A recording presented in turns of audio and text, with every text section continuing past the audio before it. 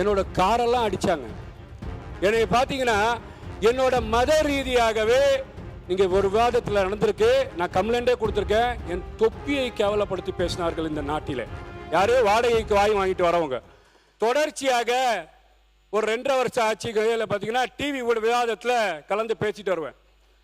கண்டிப்பாக தமிழக வெற்றி கழகம் ஆட்சியை பிடிக்கும் என்று. எனக்கு எதிராக வந்து பேசுறவங்க அதான் என்னன்னு கேட்டீங்கன்னா, வாய்க்கு வாடகைக்கு வாங்கிட்டு வரவங்க, வாயிலேயே வடை சுடுறவங்க. நீங்க என்ன ஜெயிக்கவா போறீங்க?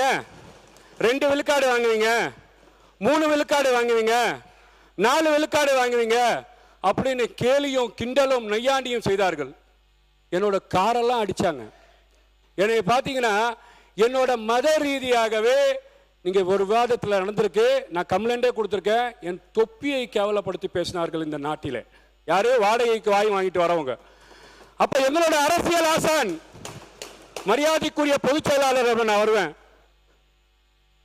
இந்த மாதிரி நடக்குது, நீங்க ஒன்றும் கவலைப்படாதீங்க, தமிழக வெற்றி கழகம் ஆட்சி தமிழ்நாட்டில் மலரும், நீங்க தைரியமா இருங்க என்று எங்களுக்கு தைரியத்தை ஊட்டியவர் எங்கள் கழகத்தின் பொதுச் செயலாளர் மாண்புமிகு அமைச்சர் என் ஆனந்த் அவர்கள் என்பதை இந்த இடத்துல நான் சொல்ல கடமைப்பட்டிருக்கின்றேன்.